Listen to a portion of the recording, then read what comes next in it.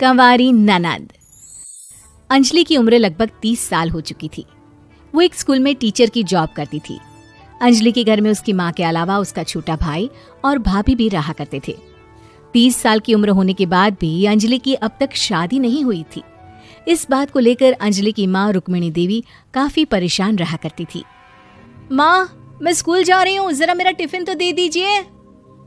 अब क्या पूरी जिंदगी मैं तुझे टिफिन बनाकर देती रहूंगी? अरे कुछ सोचा भी अपने बारे में या बस ऐसे ही? क्या माँ, सुबह सुबह फिर वही बातें लेकर बैठ गई। माँ गलत क्या कह रही है अंजलि दीदी? इतनी उम्र हो चुकी है आपकी, माँ कब तक आपकी सेवा करती रहेंगी? भाभी, मैंने माँ को कब कहा कि मेरी सेवा करो? वैसे भी अपना टिफिन मैं खुद तैयार कर लेती हूँ, बस टेबल से उठाकर देने को ही तो कहा था। वैसे अंजलि दीदी, देखा जाए तो टिफिन उठाकर देने की उम्र तो आपकी है। आपका अपना घर परिवार बच्चे होते तो ये जिम्मेदारी आज आप पूरी कर रही होती। एक बात मेरी समझ में नहीं आती, अगर मेरी शादी नहीं हुई तो इसमें मेरी क्या गलती है और तुम सब लोग मेरे पीछे क्यों पड़े रहते हो? अरे कुछ कहना क्या पीछे पड़े रहना होता है?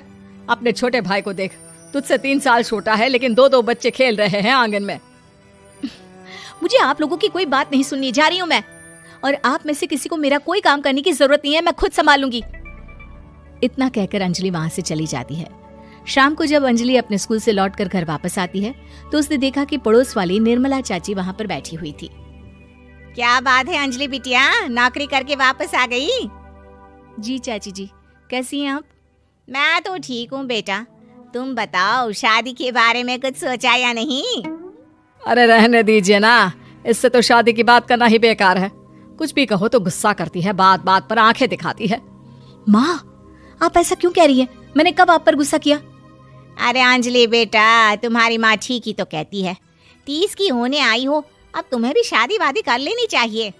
चाची जी, आप तो ऐसे कह रही हैं जैसे शादी करने से मैंने मना किया हो। रहने दीजिए निर्मला चाची, हमारी अंजलि दीदी को अभी तक उनकी पसंद का दूल्हा नहीं मिला ना, इसीलिए वो शादी नहीं कर रही। भाभी, ऐसी कोई बात नहीं है। अरे तो फिर क्या बात है? तुम्हारी माँ ने तुम्हारे लिए इतने रिश्ते ढूंढे लेकिन तुम्हें कोई पसंद ही नहीं आता। क्या है ना चाची जी, हमारी ननद रानी नौकरी जो करती है ऐसे ही थोड़ी ना किसी को पसंद कर लेंगी। अरे भाई, नौकरी का घमंड है तो बात अलग है, कोई और बात हो तो बताओ, कोई रास्ता निकाला जाए। नहीं नहीं चाची जी, कोई बात नहीं है, बस मुझे अभी तक अपनी पसंद का कोई मिला नहीं है। सुन लिया आपने? इस लड़की के तो पर निकल आए हैं और इतनी उम्र में अपनी पसंद का कोई मिलेगा भी नहीं इसे। माँ, आप मेरी शादी को लेकर हमेशा मुझे ताने क्यों मारती रहती हैं? अपनी माँ की बातें तो ताने लगती है। ताने हैं? बताओ, मैंने कुछ गलत कहा क्या?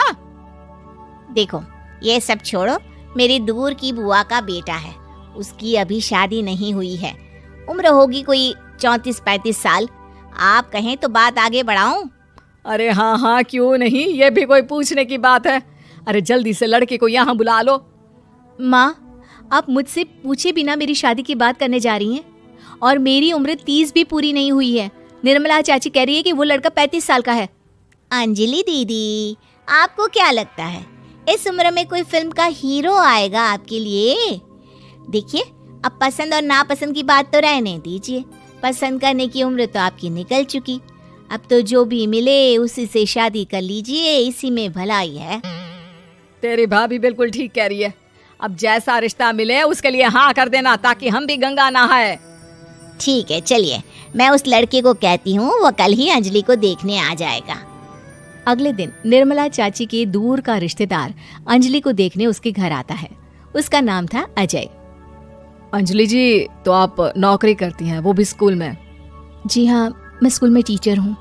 हमारी बेटी बहुत होशियार है।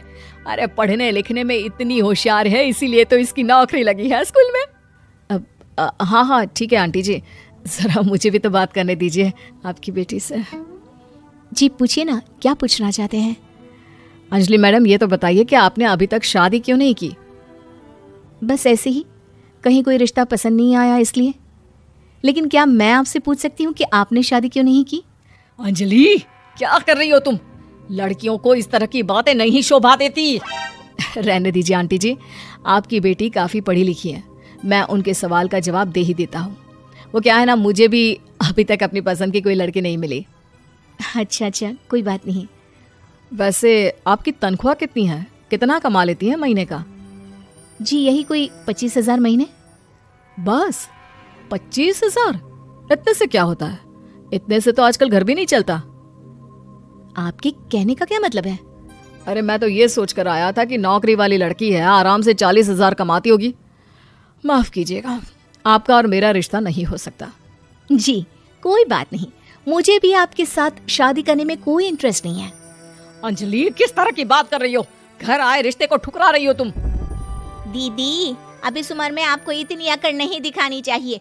अच्छा खासा रिश्ता हाथ से निकल गया, कहीं ऐसा ना हो कि जिंदगी भर कुंवारी ही रह जाओ आप। कुछ दिन और ऐसे ही निकल जाते हैं और अंजलि की शादी कभी नहीं होती। अंजलि के परिवार वाले बिंदास उसे ताने मारते रहते हैं, लेकिन अंजलि एक बड़ी नौकरी की तैयारी करती है और उसमें सिलेक्ट होने के बाद अंजलि को एक बहुत बड़ी नौकरी मिल जाती है। अब तो दीदी के नखरे और भी ज्यादा बढ़ जाएंगे भाई। अब तो इतनी बड़ी नौकरी जो लगी है, अब इनकी शादी होने से रही।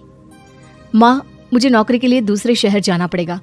आप जानती हैं ये बहुत बड़ी जॉब है और इसमें पैसे भी बहुत ज्यादा मिलेंगे। अच्छा, कितने पैसे मिलेंगे बेटा? माँ, मुझे हर महीने 90,000 सैलरी मिलेगी।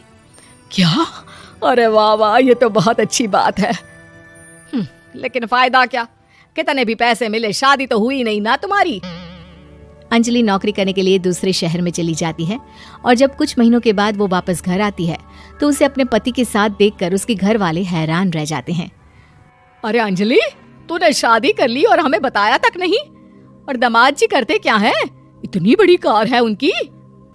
माँ, मैं आपको सब कुछ बताना चाहती थी, लेकिन आप सबके ताने सुनकर बहुत दुखी हो गई थी और इसलिए मैंने अपनी पसंद से शादी कर ली।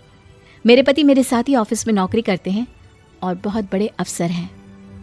और एक बात बताऊं माँ, आज मैं बहुत खुश हूँ।